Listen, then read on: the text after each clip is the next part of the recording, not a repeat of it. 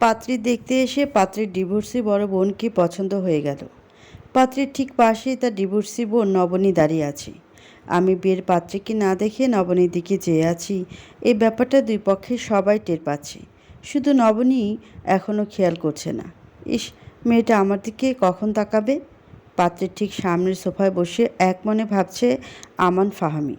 গত বছর ইন্টার্নি শেষ করতে না করতেই মাত্র 1 বছরের মধ্যেই প্রফেশনাল ডাক্তার তকমা পেয়ে গেছে। বিয়ের পাত্রী রীতিও মেডিকেল স্টুডেন্ট, এবছর 3rd ইয়ারে উঠেছে মেয়েটা। ডাক্তারে দারুণ মিলবে ভেবেই পরিবারের কথায় ঋতুকে দেখতে আসা, কিন্তু এখন কি না তার পাত্রীর বড় বোনকেই পছন্দ হয়ে গেছে। ঋতুর বাবা ফরিদ হোসেন বেশ বিব্রত হয়ে বলে উঠলেন, আমার মেয়ে কিন্তু মেডিকেল কলেজে ওর ব্যাচের মধ্যে সেকেন্ড, ফার্স্ট পজিশনে আছে একটি ছেলে, তবে আশা করা যায় ঋতু তাকেও টপকে যাবে। আচ্ছা, আমরা বড়রা তো কথা বলছি, তোমরা বরং একটা কাজ করো বাবা, তুমি আর ঋতু আলাদাভাবে কথা বলো। এই ঋতু আমানকে তোর ঘরে নিয়ে যা। তার আর দরকার নেই আঙ্কেল, আমি ঋতুকে নয়, ঋতুর বড় বোনকে বিয়ে করতে চাই। ওনাকে আমার ভীষণ পছন্দ হয়েছে। আমানের মুখে এ কথা শুনে এবার বাড়ির শুদ্ধ সবাই চমকে উঠল। পাত্রীর সামনে এ কী দুঃসাহসিক কথাবার্তা! এতক্ষণে নবনী আমানের দিকে তাকালো। মেয়েটার শান্ত দৃষ্টি, নরম পাতলা দুটি ঠোঁট, বুকের ভেতর সমুদ্রের জোয়ার তুলতে ওই দৃষ্টি যথেষ্ট। আমানেরও তাই হলো, কিন্তু সেই অনুভূতি বেশিক্ষণ স্থায়ী হলো না। আমানের বড় আপা ফৌজিয়া রহমান ধমক দিয়ে বলে উঠলেন, পাগল হয়েছিস নাকি? নবনী বিবাহিত, আর তাছাড়া গত 2 মাস আগে ওর ডিভোর্সও হয়ে গেছে। আমরা দেখতে এসেছি ঋতুকে, আর তুই কি না এখন নবনীকে পছন্দ করছিস? ফরিদ হোসেন কি করবেন ভেবে পাচ্ছেন না। তার কাছে তার 2টি মেয়েই কলিজার টুকরা, তাই বলে একটি মেয়ের জন্য আরেকটি মেয়ের জীবন তো তিনি নষ্ট করতে পারেন না। অত্যন্ত লজ্জিত হয়ে তিনি ঋতুর মুখের দিকে তাকালেন। মেয়েটা ফ্যাল করে চেয়ে ঘর ভর্তি মানুষগুলোর যুক্তি তর্ক শুনছে, যেন এখানে কোনো সার্কাসের আয়োজন হয়েছে আজ। ফৌজিয়া ঋতুর হাত ধরে বললেন, ঋতু, তুমি কিছু মনে করো না, আমরা আসলে তোমাকেই দেখতে এসেছি। আমান হয়তো বুঝতে পারছে না। ঋতু তার ঠোঁটের কোণে স্মিত হাসি রেখা টেনে বলল, আমি আমানের সাথে একাকী কথা বলতে চাই। আপনার কি কোনো সমস্যা আছে আমান সাহেব? আমান মাথা দুলালো। ঋতু নিজে উঠে দাঁড়িয়ে নিজের ঘরের দিকে এগিয়ে গেলে আমান এক পলক নবনীর দিকে চেয়ে চুপচাপ ঋতুর পিছু পিছু ঘরে ঢোকে। জানালার পাশে ছোট্ট একটি চেয়ার পাতা, সেখানে বসে বাইরের দিকে চেয়ে আছে ঋতু। মাথার উপর ফ্যান ঘোরার গড় গড় আওয়াজ ছাড়া যেন কারো নিঃশব্দ শোনাও যাচ্ছে না। ধীর পায়ে এগিয়ে গিয়ে সে ঋতুর বিছানার উপর বসল। আপনাকে কি বলেছিলাম, আর আপনি কি করছেন? বেশ রূঢ় স্বরে প্রশ্ন করল ঋতু। আমান ওর দিকে তাকিয়ে দেখে রেগে মেগে মেয়েটার নাক মুখ ফুলে গেছে। আমান কিছুটা বিব্রত হয়ে বলল, তোমাকে আমার পছন্দ নয়? এটা তো বললামই। না, আপনি শুধু এইটুকু বলেননি, আপনি নবনী আপুকে বিয়ে করতে চেয়েছেন। এটা কি আমাদের কথা ছিল? আমার মৃদু হাসল। কিছুদিন আগে ঋতুকে দেখার জন্য বাড়ি থেকে রীতিমতো মাথা ব্যথা ধরিয়ে দিয়েছিল। গতকাল চেম্বারে বসে রোগীর সিরিয়াল জানার জন্য কম্পাউন্ডারকে কল দিতে সে মোবাইল ফোন বের করে দেখে 9টা মিসড কল, অপরিচিত নাম্বার। জরুরি ভেবে সে কল ব্যাক করে। ওপাশ থেকে একটা মিষ্টি নারী কণ্ঠ বলে ওঠে, ডাক্তার আমান, আমি আপনার বিয়ের পাত্রী ঋতু। এই মুহূর্তে আপনার চেম্বারের বাইরে দাঁড়িয়ে আছি, একটু জরুরি কথা ছিল, বাইরে আসবেন প্লিজ। ঋতু, কিন্তু আমি তো একটু পরেই পেশেন্ট দেখব। এই অবস্থায়? আচ্ছা, একটা কাজ করো, তুমি আমার চেম্বার রুমে চলে আসো, মানিককে বলে দিচ্ছি, ও তোমাকে নিয়ে আসবে। 3 মিনিটের মধ্যেই মানিক নিজ দায়িত্বে ঋতুকে ভেতরে নিয়ে আসে। আমান চেয়ে দেখে পাতলা ছিপছিপে শরীর, লেয়ার কাটিং করা চুল এবং ভেতরে ভেতরে যেন মানসিকভাবে বিধ্বস্ত এক তরুণী। ধপ করে চেয়ারে বসে এসে প্রশ্ন করল, আপনি কি রেগে আছেন নাকি শান্ত? যদি শান্ত থাকেন তবে কথাটা বলবো। তুমি বলো, সমস্যা নেই। আমি একটি ছেলেকে ভালোবাসি, আমার মেডিকেল কলেজের ফার্স্ট বয়, কিন্তু এর মধ্যে বাবা আপনার সাথে আমার বিয়ে দিতে উঠে পড়ে লেগেছেন। আমি যদি আমার প্রেমিকের কথা ওনাকে বলি, উনি কোনোভাবেই আমার কথা শুনবেন না, কারণ একটাই, আপনার বাবাকে কথা দিয়ে ফেলেছেন। তুমি জরুরি কথার বিষয়ে যখন বলেছ তখনই বুঝতে পেরেছি। বলো এখন কিভাবে সাহায্য করতে পারি? বিয়ে ক্যান্সেল করে দেব? লাভ নেই, আপনার বাবার সাথে আমার বাবার বিশাল সুসম্পর্ক গড়ে উঠেছে। আমার কথা তো শুনবেই না, আপনিও পারবেন না। তাহলে বিয়ে করে ডিভোর্স দেওয়া ছাড়া কিভাবে কি করব। আগামীকাল আমাকে আপনার পরিবার থেকে দেখতে আসার কথা, আপনিও আসবেন জানি আমি, আর সেজন্য অনেক কষ্টে আপনার ফোন নাম্বার জোগাড় করেছি। কাল আমাকে দেখতে এসে শেষ পর্যায়ে সবার সামনে বলবেন পাত্রী আপনার পছন্দ নয়, আপনার সাথে ম্যাচ করছে না। ব্যাস, দুই পক্ষের সবাই বিশাল বিড়ম্বনায় পড়ে যাবে। বাবাও এই অপমান কিছুতেই মানবে না, আর বাকিটা আমি দেখে নেব। গতকাল ঋতুর কথা মতো আমান তাকে আশ্বস্ত করলেও আজ নবনীকে নিয়ে আরেক ঝামেলা বাঁধিয়ে ফেলেছে। নিজেদের চুক্তির কথা মনে করিয়ে দিয়ে ঋতু আবার প্রশ্ন করে, আমার আপুকে কেন এর মধ্যে জড়িয়ে ফেলছেন বলুন তো? কারণ তোমার আপুকে আমার সত্যিই পছন্দ হয়েছে। আমি প্রথম দেখায় ওনার শুভ্রতার প্রেমে পড়েছি, ওনার চোখের গভীর দৃষ্টি প্রেমে পড়েছি। আর বিয়ে করলে ওনাকেই করব, এটাই সত্যি, এটাই আমার শেষ কথা। ঋতু হতবাক হয়ে ওর দিকে তাকিয়ে রইল। এদিকে বাইরে ঘরের এক কোণে লজ্জায় গুটিসুটি হয়ে দাঁড়িয়ে আছে নবনী। ভদ্রলোক এতগুলো মানুষের সামনে এটা কি বললেন? তাছাড়া এরপরেই বা কী করবে সে? নিজের বোনের বিয়ের সময় এমন ভয়ানক ঘটনার মুখোমুখি তাকে হতে হবে, এই বিচ্ছিরি কল্পনা কি সে করতে পেরেছে? বাবার সামনে মেয়েটা মুখ তুলে তাকাতেও পারছে না। ফরিদ হোসেন মুখ কাচুমাচু করে আমানের বাবা আরমান খানকে বললেন, ভাই সাহেব, আমি আপনাদেরকে লজ্জায় ফেললাম নাকি আপনারা আমাকে ফেললেন বুঝতে পারছি না। আরমান খান দুশ্চিন্তায় একবার সম্মুখের দাঁত দিয়ে নিচের ঠোঁট কামড়ে ধরলেন। মেয়ে পক্ষের সামনে লজ্জায় তার মাথা কাটা যাচ্ছে। নবনীকে পছন্দ, এ কথা আগে বললে কি এমন ক্ষতি হতো তার? আরমান খান সারা জীবন আর্মির মেজর হিসেবে বড় দায়িত্ব পালন করেছেন। নিজের কর্ম ছাড়া আর কারো কাছে তাকে মাথা নত করতে হয়নি, অথচ আজকে না তার ছেলের কারণে এই অবস্থায় পড়তে হচ্ছে। ফরিদ হোসেন আবার বললেন, ভাই, আমান যদি আমার ছোট মেয়েকে বাদ রেখে বড় মেয়েকে পছন্দ করে তবে আমি এই বিয়েতে মত দিতে পারবো না। আমি নবনীর সাথে আমানের বিয়ে দিলে ঋতুকে কি জবাব দেব? আর তাছাড়া সারা জীবন আমার ছোট মেয়েটা মানুষের কটূক্তির শিকার হবে। বাবা হয়ে আমি কিভাবে মেনে নেব বলুন? ফরিদ সাহেব, আমি একজন সাবেক মেজর, আমার এক কথা এক কাজ। আপনার সম্মানের হানি হয় এমন কাজ আমি কখনোই হতে দেব না। হয় ঋতুকে ও বিয়ে করবে, আর না হয় এই বিয়ে ক্যান্সেল করব। এরপর তিনি নবনীর কাছে এগিয়ে গেলেন। তারও তো একটা আত্মসম্মান আছে। মেয়েটা নিশ্চয়ই ভাবতে পারে ডিভোর্সি বলে ছেলে পক্ষ থেকে ঋতুর প্রতি এই সহানুভূতি, আর তার প্রতি এমন তীব্র বিমুখতা। আরমান খান নবনীর মাথায় হাত রেখে বললেন, নবনী মা, আমাদের পক্ষ বিপক্ষের কথার ভিড়ে তুমি নিজেকে নিয়ে খুব সংকোচ বোধ করছো, আমি তা বুঝতে পারছি। মারে, তুমি ডিভোর্সি, এ কথা আমরা সবাই জানি, এ কথা সত্য। কিন্তু ডিভোর্সি বলে আমান তোমাকে পছন্দ করলেও ওর সাথে তোমাকে বিয়ে দিচ্ছি না এমনটা কিন্তু মোটেও না। নবনী একবার স্মিত হাসি হাসল, তারপর বলল, আঙ্কেল, আমি একজন শিক্ষিত মেয়ে, এই ব্যাপারগুলো আমি বুঝি। আমান যদি সরাসরি আমাকে পছন্দ করে দেখতে আসতো তবে ব্যাপারটা অন্যরকম হতো, কিন্তু সে এখানে ঋতুকে দেখতে এসে আমাকে বিয়ে করতে চাইছে, ব্যাপারটা সাংঘর্ষিকই।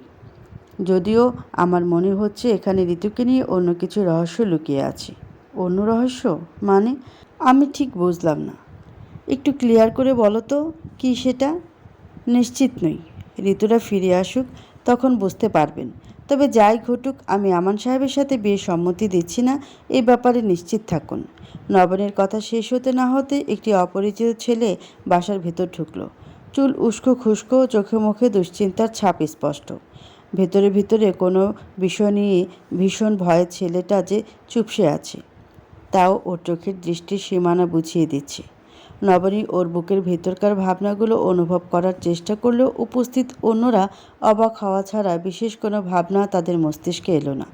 ফরিদ সাহেব কিছুটা ভ্রুকুচকে বলে উঠলেন, রাতুল, ভালো হয়েছে বাবা তুমি এসেছো। এই দেখো, তোমার বন্ধু ঋতুকে পাত্রপক্ষ দেখতে এসেছে। আমি তোমাকে বলবো ভেবেছিলাম, কিন্তু বিয়েটা তো এখনও কনফার্ম করা হয়নি, তাই সেভাবে ভাবিনি আর কি। সমস্যা নেই আঙ্কেল, আমি ঋতুর কাছ থেকে আগেই শুনেছি। আঙ্কেল, আপনাকে একটা কথা বলা হয়নি। ঋতু, রাতুলের কথা শেষ হয় না তার আগেই আমানের পিছু পিছু ঋতু এসে উপস্থিত হলো। রাতুলকে দেখে সে চমকে উঠে বাবা ফিরোজ খানের মুখের দিকে তাকায়। এই রাতুলই তার মেডিকেল কলেজের ফার্স্ট বয়, তার প্রেমিক। যদিও তার বাবা রাতুলকে ঋতুর খুব ভালো একজন বন্ধু হিসেবে চেনেন।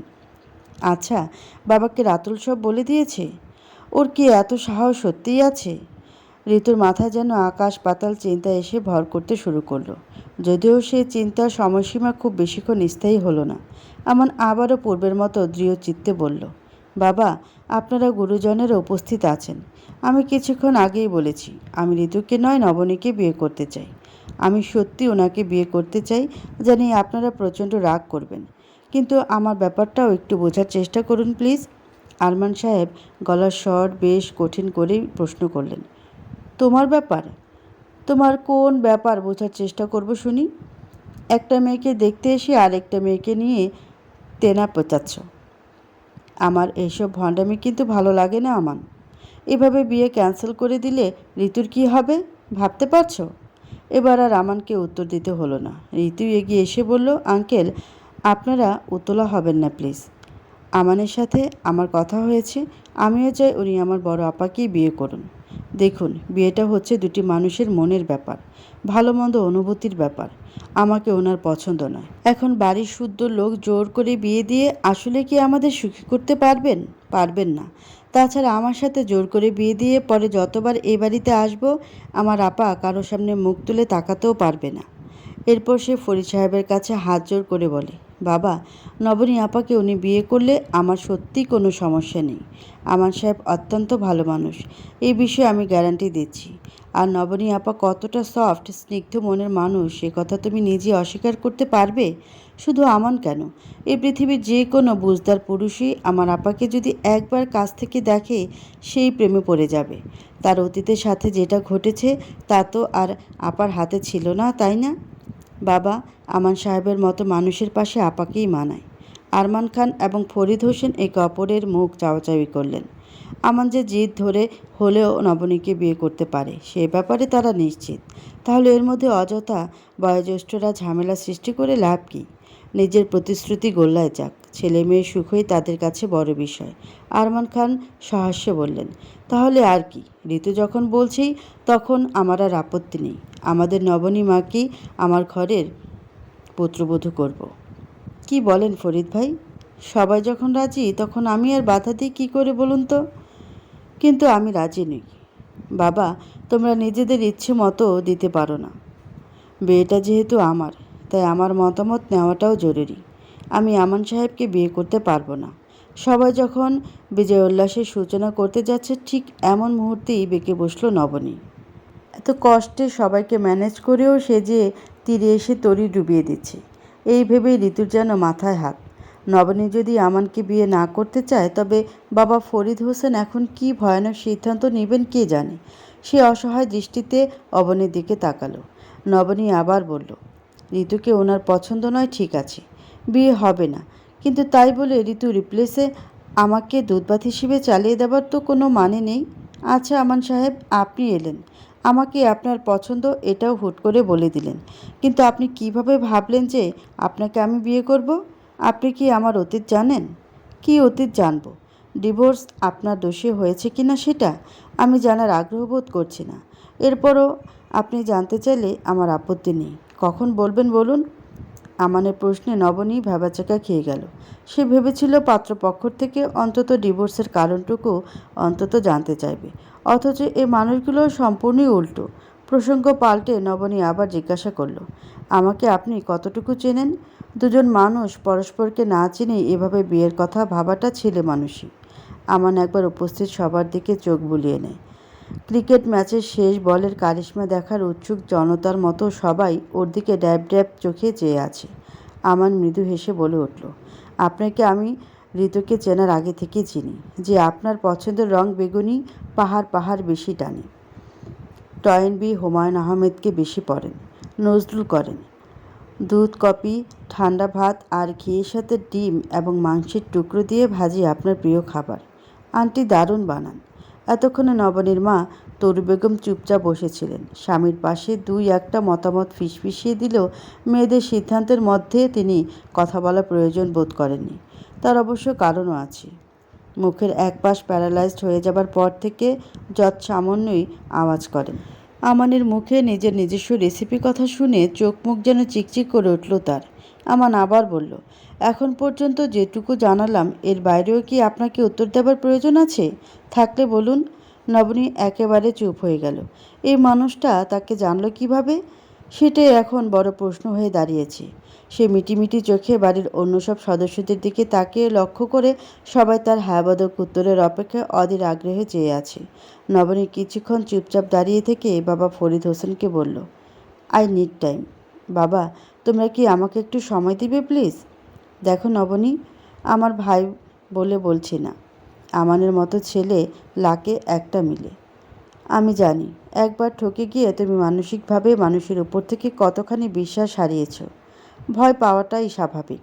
তবে আমানের সম্পর্কে এতটুকুই বলবো, তুমি ঠকবে না। নবনীকে আমান বিয়ে করলে ফৌজিয়া হবে তার ননদ। একজন ডিভোর্সি মেয়ের প্রতিও তার সমান আগ্রহ দেখে ফরিদ হোসেন মুগ্ধ হয়ে গেলেন। এই পরিবার নিয়ে দুশ্চিন্তা করার বিন্দু মাত্র অবকাশ তার নেই। কিন্তু মেয়ের ভবিষ্যৎ নিয়ে তিনি কোনো রিস্ক নিতে চাইলেন না। আরমান খানের হাত ধরে বললেন, আমি জোর করলে আমার মেয়ে ঠিকই রাজি হবে, কিন্তু আমি সেটা চাই না। কারণ পূর্বের সিদ্ধান্তটাও আমারই ছিল। আমি চাই আমার মেয়ে মুক্ত মনে সিদ্ধান্ত নিতে শিখুক, নিজের ইচ্ছায় বাঁচুক। আরমান ভাই, আমার কাছে নবনীর সিদ্ধান্তই শেষ সিদ্ধান্ত। ওর সময় চায়, আর আমি বাবা হিসেবে ওকে সেটা দেব। আমি আর কি বলবো বলুন? সেটা নবনী আর আমান মিলেই ঠিক করুক। প্রথমবার আমার ছেলের মুখ ফুটে বলেছে ও কোনো মেয়েকে পছন্দ করে। আমার কাছেও ওর সিদ্ধান্তই আসল। আমরা বরং ওদের উপরে বাকিটা ছেড়ে দিই। সেদিনের মতো আরমান খান তার ছেলে মেয়েকে নিয়ে বের হয়ে গেলেন। বাড়ির সবাই যার যার কাজে ব্যস্ত। সবচেয়ে খুশির ফোয়ারা ছুটেছিল তাথলের ঠোঁটে। শুধু নবনী হতবিহ্বল হয়ে ঠায় দাঁড়িয়েছে। এই আমান ছেলে তার সম্পর্কে সব জানে, কিন্তু এটা কিভাবে সম্ভব? নবনী পাশ ফিরে ঘরের দিকে পা বাড়াতেই রাতুলের উপর ওর দৃষ্টি পড়ে। আগে সে চিন্তিত ফ্যাকাশে মুখের ভঙ্গি এখন আর তার নেই। ঋতুর দিকে চেয়ে মুচকি হাসছে সে। নবনী বলল, তোদের মধ্যে সম্পর্ক আছে এটা আগে বললেই হতো। মাঝখানে আমাকে এভাবে ফাঁসানোর মানে কি? ঋতু ভয়ে চমকে ওঠে। তার বোন যে অতি বুদ্ধিমতী নারী, তা কি তার অজানা ছিল? নিশ্চয়ই না। তবুও সেধে বলার সাহস ঋতুর হয়নি। লজ্জিত হয়ে সে বলে, আপা, বাবা জানতে পারলে আস্ত রাখবে না। তুমি তো জানোই উনি হুটহাট নিজের মতোই সিদ্ধান্ত নিতে পছন্দ করেন। তুমি প্লিজ আমাকে মাফ করে দাও। ঋতু ওকে জড়িয়ে ধরার জন্য এগিয়ে গেলে সে থামিয়ে দিয়ে বলে ওঠে, কাছে আসিস না। এখন আমি 2 ঘন্টা ধরে গোসল করব। তোরা কেউ বিরক্ত করবি না একদম। আর হ্যাঁ, আজকের ঘটনার পর আশা করি বাবা খুব সহজে তোর মতামত মেনে নেবেন। সত্যি? কিভাবে? জানি না, মন বলছে তাই বললাম। রাতুল গেস্টদের উপলক্ষ করে আজ বাসায় ভালো আইটেমে রান্না হয়েছে, খেয়ে যাও। আর ঋতু, রাকিবের ভার্সিটি কাল থেকে 4 দিনের ছুটি। ও বাসায় আসছে, বাবাকে বলে দিস। নবনী আর পিছে ফিরে তাকায় না। যন্ত্রের মতো হেঁটে হেঁটে নিজের ঘরে চলে যায়। রাতুল মুগ্ধ হয়ে ভাবে, নবনী আপা সত্যি এমন স্নিগ্ধ কেন? কিন্তু নবনী তা মনে হয় না। সে নিজেকে ভীষণ কাঠখোট্টা টাইপ মনে করে, ঠিক যেন শিমুল তোলার গাছ, কণ্টকযুক্ত। বাইরে বের হতে ভালো লাগে না, মিষ্টি ভালো লাগে না, কথাও বলে সামান্য। এই অভ্যাসটা ডিভোর্সের পর নয়, বরং আজন্মই সে এমন। অথচ ঋতু ঠিক তার উল্টো। ফরিদ হোসেনের কোনো এক বন্ধুর দূর সম্পর্কের আত্মীয়ের কোম্পানি থেকে চাকরির ভাইবা দিয়ে বাসায় ফিরেছে নবনী। এভাবে বাসায় বসে থাকতে ভালো লাগছে না ওর। হঠাৎ নতুন মানুষের সাথে আলাপ জমাতে ভীষণ ইচ্ছে করছে। সেই কারণে সেদিন ঘুম থেকে উঠে ব্রাশ না করে সোজা বাবার ঘরে গিয়ে বলল, বাবা, আমি সিদ্ধান্ত নিয়েছি চাকরি করব। আমার ব্যবসা থেকে কি কম উপার্জন হচ্ছে?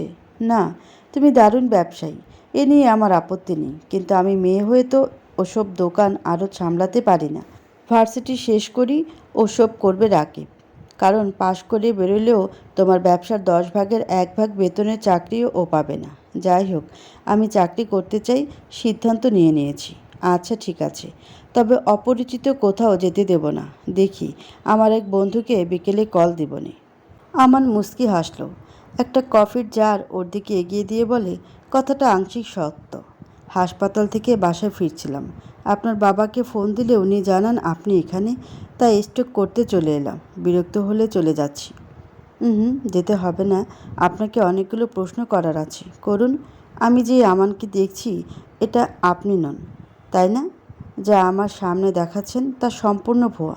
আর একটা সত্যি কথা বলুন তো, আপনি আমার সম্পর্কে এত তথ্য কেন আর কিভাবে পেলেন? আমার নির্বাক হয়ে ওর দিকে তাকালো। সে যেমন মানুষ ঠিক তেমনটাই নবনীর কাছে প্রকাশ করেছে। কোনো ভনিতা নেই, মিথ্যা নেই, অহেতুক প্রেম নিবেদন নেই। এর বাইরে আবার কেমন রূপ থাকতে পারে, ব্যাপারটা কিছুতেই বুঝে আসে না ওর।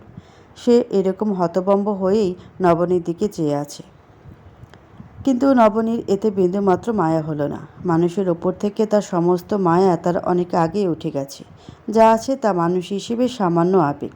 নবনী মনে করে পৃথিবীর সবচেয়ে বড় বোকামো হচ্ছে অন্যকে বিশ্বাস করা। একটা মানুষ যত বড়ই বিশ্বাস অর্জন করুক না কেন, একদিন না একদিন ঠিকই সে বিশ্বাস ভঙ্গ করবেই করবে। আমান একবার দীর্ঘশ্বাস ফেলে পাল্টা প্রশ্ন করে, আমার বয়স কত জানেন? 29। এ বয়সে এসে আমি বাচ্চা ছেলেদের মতো প্রেমিকা পটানোর নাটক করব? আপনিই বলুন। করতেই পারেন। প্রেমিকা পটানো নাটক না হলেও ভেতরে ভেতরে কিছু না কিছু তো একটা আছেই। না হলে আপনি আমাকে বিয়ে করতে চাওয়ার মতো এত বড় সিদ্ধান্ত নেবেন, এটা ভাবলেই আমার শ্বাস আটকে আসছে। আমি একজন ডিভোর্সি, এটা জানার পরেও আপনি আগ্রহ দেখাচ্ছেন। শুধু আপনি নন, আপনার বাবা আরমান খান, বোন ফৌজিয়া, পুরো গোষ্ঠী এত সহজে মেনে নিচ্ছেন। এই 21 শতকে এসে এটাও আমাকে মেনে নিতে হবে? পৃথিবী এত তাড়াতাড়ি বদলে গেল কিভাবে? আশ্চর্য লাগে। আমার যেন একবারই থমকে গেল। কফি ঠান্ডা হয়ে আসছে, সেদিকে দুজনের একজনেরও মনোযোগ নেই। আমার ইচ্ছে করছে এক্ষুনি মাটির তলায় নিজে নিজেই পুঁতে যেতে। সে তো স্বচ্ছ মনেই ওকে ভালোবাসে। মুহূর্ত খানিক পর আমানের হঠাৎ খেয়াল হলো নবনীর এত আপত্তির কারণ কি। সে ডিভোর্সি বলে নিজেকেও এত ক্ষুদ্র মনে করছে। সে ভাবছে আমার নিশ্চয়ই তাকে করুণা করে বিয়ে করতে চায়। ডিভোর্স হবার পর মেয়েটা আশেপাশের পরিবেশ, পরিস্থিতি আর মানুষের কাছ থেকে এত বেশি কটূক্তির শিকার হয়েছে যে এই দুনিয়ার সব কিছুই তার কাছে বিষাক্ত অনুভব হয়। আমান একবার নবনীর চোখের দিকে তাকালো। কি সুন্দর চোখ! চোখের পাপড়িগুলো আলতো করে কাঁপছে। চোখে মুখে যেন সৃষ্টিকর্তার পরম মায়া ঢেলে দেওয়া। এই মেয়েটি শহরের 100 সুন্দরী শাড়িতে প্রথম হবে না, এমনকি দ্বিতীয়, তৃতীয় কিংবা 100 হবার সম্ভাবনাও নেই, তবুও কি ভীষণ আকর্ষণ তার মধ্যে আছে। তা যদি নমনী জানতো, তবে নিজেকে সোনার কৌটায় যত্ন করে তুলে রাখতে চাইতো। আমান তো ওর জন্য সে সোনার কৌটোটিই হতে চায়। অথচ মেয়েটা অতীতের বিষাক্ত স্মৃতি থেকে বের হতে পারছে না। ভালোবাসার মানুষকে নিজের অনুভূতি বোঝাতে না পারার মতো যন্ত্রণা একজন প্রেমিকের কাছে আর কী বা হতে পারে। আমার সামান্য হাসির চেষ্টা করে বলল, আপনার বাবা এবং বোন মনে করে আপনি অত্যন্ত চৌকস একজন নারী, অথচ আপনি জানেন আপনি কত বোকা। নবনী ঘাড় ঘুরিয়ে ওর দিকে পাশ ফিরে তাকালো। বার দুয়েক চোখের পলক ফেলে বলল, কি অদ্ভুত! এই কথাটা আমিও ভাবি। ওদের কোনোভাবে বোঝাতে পারি না আমি আসলে একজন বোকামি। আমার মাথাটা স্যার শূন্যতায় বদ্ধ। কিন্তু আপনি কিভাবে বুঝলেন আমি বোকা? বলতে পারি, তবে এক শর্তে। আমাকে শর্ত দেবেন না প্লিজ। শর্ত, প্রতিশ্রুতি এসব আমি আমার থেকে 100 কিলোমিটার দূরে রাখি। এসব ভণ্ড মানুষের অভ্যাসের শব্দ। যাই হোক, কিছু বলার থাকলে তা সরাসরি বলুন।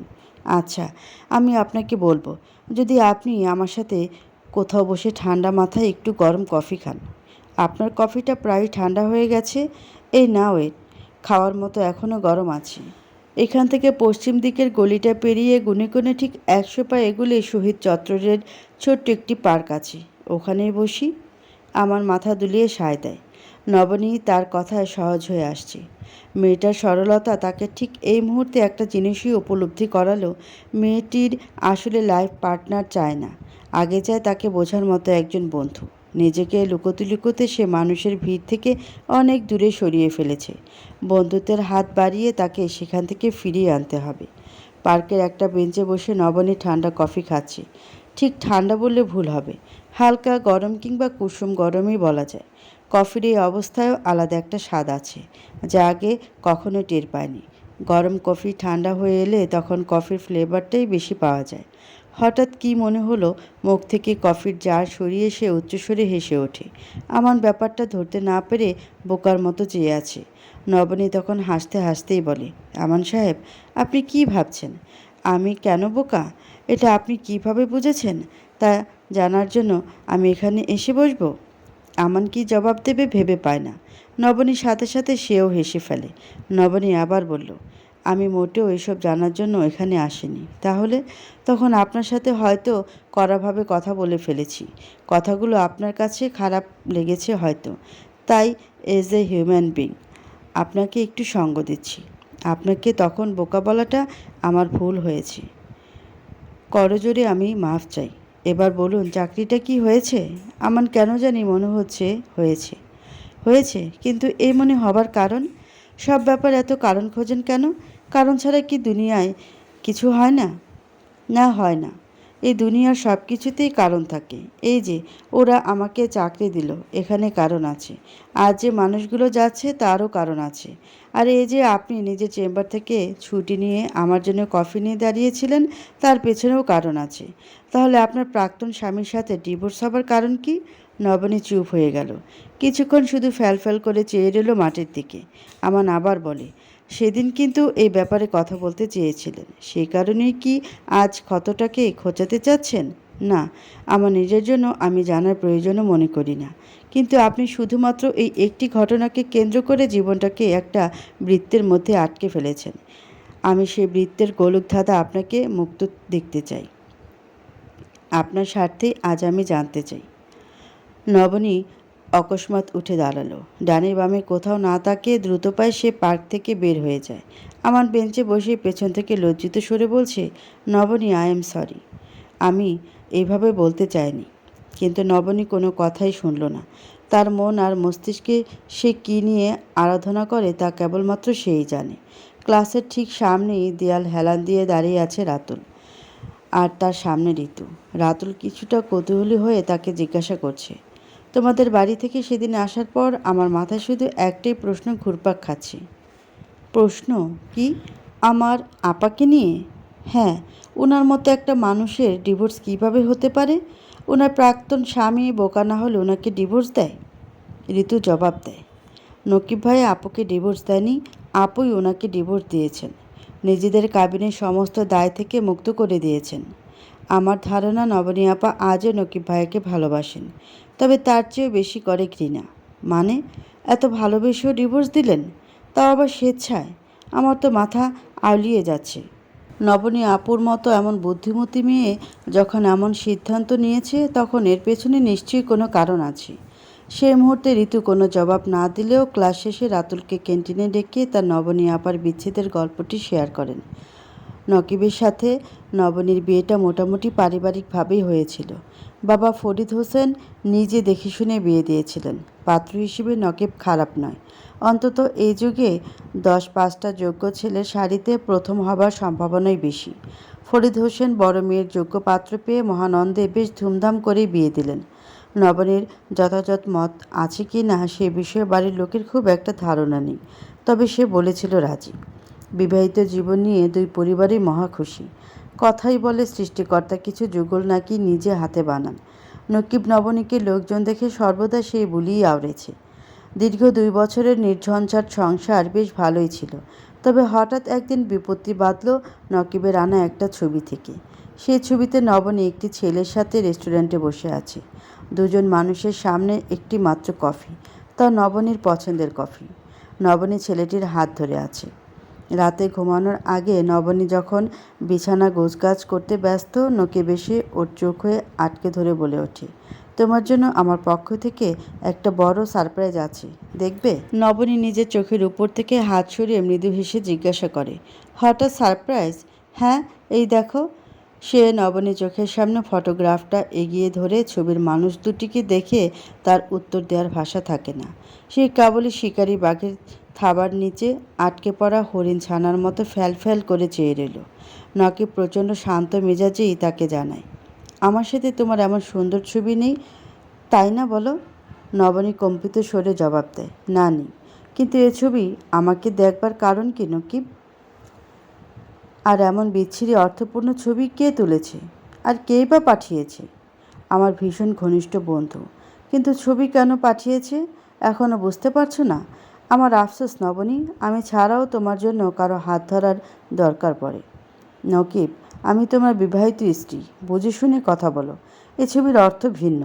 নবনীকে বিয়ের আগে তাকে না চিনেই বিয়ে করে ফেললে নাকি? তুমি কিন্তু আমার আত্মসম্মানে আঘাত দিচ্ছ। আমি তোমাকে এতদিনও কিছু বলেছি? তুমি ওই ছেলেটির হাত ধরে বসে আছো, এর আবার ভিন্ন অর্থও হতে পারে। নকিবের এমন কথাবার্তায় নবনী আর টু শব্দটিও করতে পারেনি। যে সে ছেলেটির বিষয়ে তাকে বোঝাবে, কিন্তু কি বোঝাবে, কাকে বোঝাবে, যে তার ব্যাখ্যাটুকু শুনতে চায় না। অথচ ছবির ছেলেটার নাম অবধিও নবনী জানে না। একদিন শপিং মল থেকে বের হবার সময় এক ভদ্রমহিলা নবনীর হাতে পায়ে ধরে কান্না করতে শুরু করে। ভদ্রমহিলাটির স্বামী দুর্ঘটনায় আহত হয়েছেন, জরুরিভাবে বি পজিটিভ রক্ত প্রয়োজন। অথচ ছিন্নমূল মানুষ দেখে এই জগতের একটি কাকপক্ষী এগিয়ে আসছে না। সব শুনে নবনীয় মহিলাটির সাথে রক্তদাতা খুঁজতে হন্য হয়ে গেল। সমাজের উঁচু শ্রেণীর মানুষের সম্পৃক্ত থাকার সুবিধা সেদিন নবনী বুঝতে পারে। অনেকে রক্ত দিতে এগিয়েও আসে। শেষমেশ ভার্সিটি পড়ো একটি ছেলেকে পাওয়া যায়, কিন্তু বিপত্তি বাধে। রক্ত দেওয়ার পর ছেলেটি বাইরে এলে বেশ দুর্বল অনুভব করে। নবনী তখন তাকে ধরে পাশে একটি কফি শপে বসায়। কিছুক্ষণ বিশ্রাম নিতে দিয়ে নিজে থেকে টুকটাক ফলমূল আর জুস কিনে দেয়। ছেলেটির হাত সে ধরেছিল, একথা সত্য, তবে তার কারণ ছিল শুধুমাত্র তার শরীরের অবস্থা দেখার জন্য। একজন ডাক্তার না হলেও একজন স্বেচ্ছাসেবক হিসেবে যতটা একটা মানুষের করা উচিত ততটাই। ঘটনা এ পর্যন্তই। নকিব অবশ্য খুব বেশি কথা শোনালো না, প্রয়োজনও নেই। নবনী প্রচণ্ড আত্মসম্মানী একটা মেয়ে। সে নিজে যেমন স্বচ্ছ কাচের মতো পৃথিবীটাকে দেখতে ভালোবাসে, তেমনি মনে করেন আশেপাশের মানুষগুলোকেও। নিজের আত্মসম্মানে আঘাত লাগে এমন কর্মের চিন্তা সে কল্পনাও করতে পারে না। কিন্তু ওই যে আত্মসম্মানী মেয়েদের এই এক সমস্যা, তাদের অভ্যাস, আচরণ কিংবা চরিত্র নিয়ে কেউ সিকিভাগও প্রশ্ন তুললে তা মেনে নিতে পারে না। নবনীও পারল না। কাঠের পুতুলের মতো ঠায় দাঁড়িয়ে থেকে নকিবের অনুযোগ শুনে গেল। সেদিন সে নকিবের ভুল ভাঙানোর বিন্দুমাত্র চেষ্টা করল না। ভুল করার যেখানে তার কোনো অপশনই ছিল না, তাহলে কেন ভাঙাবে? ঋতুর কাছে এসব শুনে নবনী আপাকে ঠিক কোন দাঁড়িপাল্লায় মাপবে সেটা বুঝতে পারে না রাতুল। কিন্তু মানুষের একমাত্র সম্পদ তাদের আত্মসম্মান। নবনী আপারও তাই। কিন্তু এই কারণে নিজের স্বামীকে ডিভোর্স দিয়ে দিবে? ব্যাপারটা বুঝে আসে না ওর। ঋতু ওর অবস্থা বুঝতে পেরে আবার বলল, আমি জানি তুমি নবনী আপার গল্প শুনে কি ভাবছ, কিন্তু ঘটনা এখানে শেষ ছিল না। এর কিছুদিন পর আপা নকিব ভাইকে নিজে থেকে সেদিনের ব্যাপারে বিস্তারিত চিঠি লিখে রেখে আমাদের এখানে আসতে চেয়েছিলেন। নকিব ভাই পড়ে চমকে যেতেন, হয়তো আফসোসও করতেন, অথচ সেটা হলো না। আপা যেদিন চিঠি লিখেছিলেন সেদিন দুর্ঘটনাক্রমে জানতে পেরেছিল নকিব ভাইয়া তার প্রাক্তনের সাথে বেশি যোগাযোগ করেছিলেন। প্রাক্তনের ব্যাপারে আপা জানতেন, কিন্তু গভীরতা তার জানা ছিল না। সম্ভবত ওনার প্রাক্তন সব কিছু ঠিক করে নিতে চাইছিলেন। যে কারণেই হোক, উনি নিজের দোষ লুকিয়ে বরং আপার আত্মসম্মানেই খোঁচা মেরেছিলেন। অবশেষে এসব জানার পর আপা ও বাড়ি ছেড়ে চলে এসেছেন। এক সপ্তাহের মধ্যে ডিভোর্স লেটারও পাঠানো হলো। জানো রাতুল, নকিব ভাই কিন্তু এখন নিজের ভুল বুঝতে পেরে আপার কাছে অনেকবার ফিরে আসতে চেয়েছেন, কিন্তু আপা জায়গা দেননি। যে বিশ্বাস তার ভেঙেছে, আবার জোড়াতালি দিয়ে সারা জীবন মনের ভেতর পুনরাবৃত্তি ভয় নিয়ে বেঁচে থাকা তার পক্ষে সম্ভব নয়। আমার আপা এমনই, তাকে পৃথিবীর কোনো দাঁড়িপাল্লায় মাপা যায় না, হিসাব করা যায় না। নবনীর জায়গায় হয়তো সে ঠিক সিদ্ধান্ত নিয়েছিল। নকিব ভাইকে মনে মনে ভালোবেসে গেলেও সে ভালো থাকতে পারবে, কিন্তু আবার একসাথে থেকে আজীবন মানুষটার কথা কিংবা আজকে ভিতরে ভিতরে সন্দেহ করতে হবে এমন পরিস্থিতিতে নবনী সুস্থ থাকতে পারবে না। রাতুল বলল, এই জন্যই উনি আমান ভাইকে বিশ্বাস করতে পারছেন না। জগতে আসলে এমন কিছু মানুষ থাকে যারা সহজে কাউকে নিজের মনে জায়গা দেয় না, আবার যাকে একবার দেয় তাকে পুরোটা দিয়ে নিজেকে শূন্য করে ফেলে। এমনভাবে যে মানুষের মন একবার ভেঙে যায় সে আর কখনই কাউকে বিশ্বাস করতে পারে না। শেষ বিকেলে বাসায় ফিরে ঋতু তার বোনের ঘরে ঢুকে দেখে নবনী ঘরে নেই। বারান্দার দরজা খোলা দেখে সেদিকে এগিয়ে গেলে দেখতে পায় মাঝারি সাইজের ক্যানভাসে একটা ধূমায়িত একটা মস্তিষ্ক আঁকানো। চোখ আর চুলের অবস্থা দেখে বোঝা যায় এটি কোনো মেয়ের ছবি হবে। তবে বিশ্বাস মুহূর্তে, খুব খুশি থাকলে আর না হলে খুব মন খারাপ থাকলে। ঋতু বোনের দিকে এগিয়ে গেল। নবনীর দুই চোখ লাল হয়ে আছে। কিছুক্ষণ আগে যে মেয়েটা অঝরে কান্না করেছিল তা স্পষ্ট। আপা, এই ভদ্রলোকটি আমাকে নিয়ে কেন খেলছে ঋতু? আমি তাকে কেন বিশ্বাস করতে পারছি না? আমার কি করা উচিত একটু বলে দে না।